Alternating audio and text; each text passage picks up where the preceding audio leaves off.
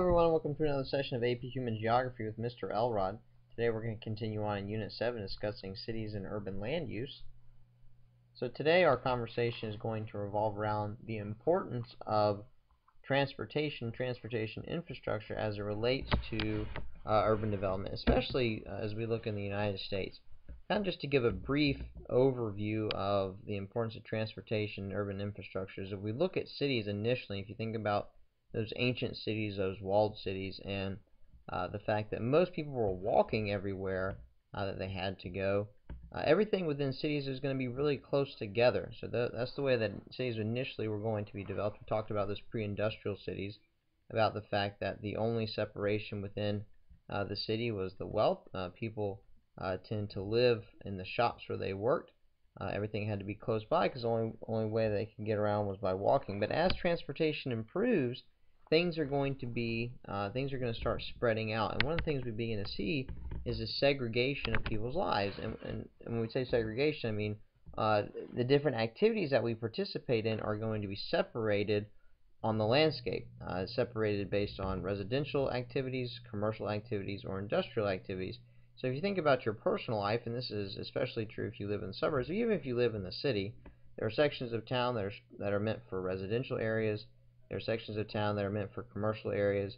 There are sections of town that are meant for industrial areas. And this is because of the improvement in transportation and also zoning practices and zoning laws, mainly because of transportation improvements that has caused us to become highly mobile and allowed for personal mobility and allows us to access those things as we need to and as we see fit. And one of the things that we're going to find is that the mode of transportation is going to be really important because different types of businesses are going to locate themselves based on their accessibility to transportation networks. And so those businesses are going to locate themselves based on the different types of transportation that are available to them. One of the most important developments in urban infrastructure as it relates to transportation was the National Defense Highways Act, and this was what allowed for the development of our interstate highway system. And so with the interstate highway system, what that allows for is not only the development of new important cities, and we'll talk about that here momentarily, but also you begin to allow the cities to spread out. And of course, a lot of you are familiar with this idea of the suburb. And so because you have these larger highways that are running to inside and outside of cities, it allows for easier access to the city center, the central business district, and the areas where people are working. And with people, pretty much everybody starting to buy their own personal car, is able to travel to the city center as they need to or for work.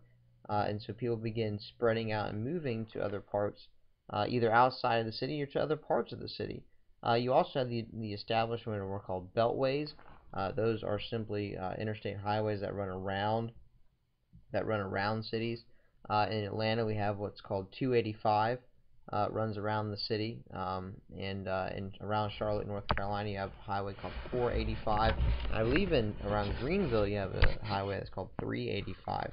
All interstate highways that run around cities, and the purpose of those is so that you can bypass the city without necessarily having to go through the city and get stuck in all the traffic and things like that. But with these interstate highways and with these beltways, you get the development of what are called new nuclei, or new areas where development can begin to center around and begin to pop up. And if you've already studied your urban models, that's where we get the development of several models, one of which is the peripheral model. Here we see the beltway illustrated, the central business district with all the kind of these outlying areas that allow for peripheral development around the city.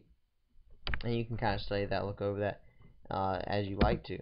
This is probably one of my favorite maps to look at throughout the course because it shows all the interstate highway systems and it shows everything kind of straightened out. Everything's pretty much parallel and perpendicular. But I think it's interesting to look at the interstate highway systems. It's pretty interesting, pretty fascinating to me, the fact that you could travel all the way from Jacksonville, Florida to Los Angeles, California, all the way on Interstate 10.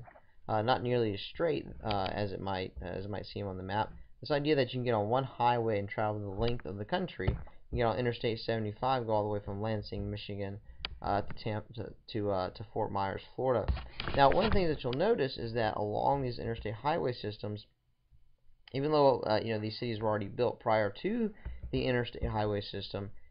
The cities that the interstate highway system runs through are going to become and have become the most important cities in our countries. Like I said, some of them already ran through, but a city like Atlanta, city of Atlanta has 3 interstate highway systems that run through it, and that has helped it to improve its position, improve its status as one of the more important cities in the South. And of course, the interstate highway system is not the only one that allows that, but because of these large highways that are running through it, it allows for easier access, greater mobility, and therefore is going to heighten the prestige and importance of that particular city. And all of these cities on here, you'll notice, are significant cities within the country, and so the interstate highway system is going to help that.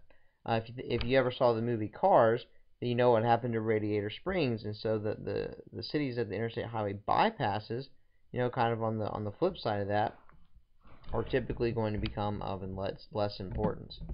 You also have, with this idea of interstate highway system, you have development of what's called the multiple nuclei model, similar to the peripheral model. It just doesn't show the beltway there. Still, this idea that you have these multiple nuclei that exist because of improved transportation infrastructure that allow people greater access to different parts of the city and begin to interact with wider spaces. Or you have the development of what's called the urban realms model, the creation of what are called these edge cities, really the development of the suburbs, where people can exist independently of the city, but still interact with the city for some of those higher order functions. And so with the interstate highway system and in this improved transportation and improved personal mobility, we start to see the development of cities and important built spaces outside of the central business district.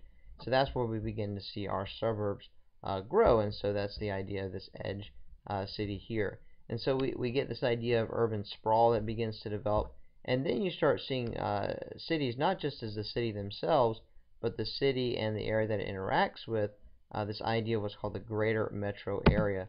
So if you're familiar all with Atlanta, and of course my students were from the outskirts or from a suburb of Atlanta, actually this is Highway 400 travel north just above Alpharetta here. Actually, this is the outline of our county, Forsyth County. This is what has been considered, this is 2007, this is what has been considered Metro Atlanta. But as Atlanta grows and as people begin to move out, this idea of Metro Atlanta will probably also begin to expand. You see that Atlanta here inside of 285 actually doesn't even fill up the entirety of inside of 285. Its impact is felt far beyond the actual central city itself, and quite frequently people travel from all the way on the outskirts up here, where we're from, the city of Beaufort, as far south as places Peachtree City, Locust Grove, Stockbridge. All these are fairly people who live here are fairly frequently going to interact with the central city. And of course, with the development of the U.S. highway system, you have the spread of this idea of urban sprawl.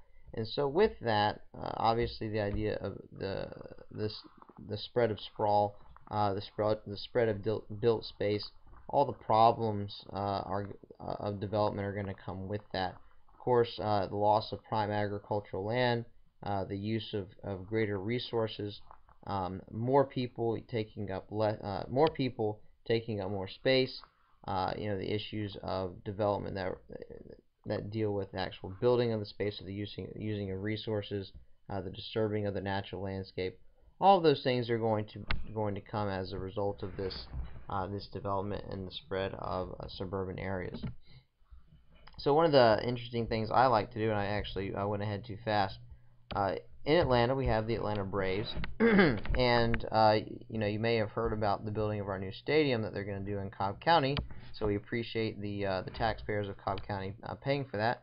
But one of the best illustrations, I think, of this idea of sprawl is if you look at the movement of Atlanta outwards in reference to Fulton County Stadium, Turner Field today.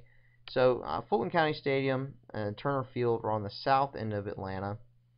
And so you can see the city here, to the north, and then you have the space. You see the interstates. You see I-75 running down. You see the stadium here. You see the parking lots this way.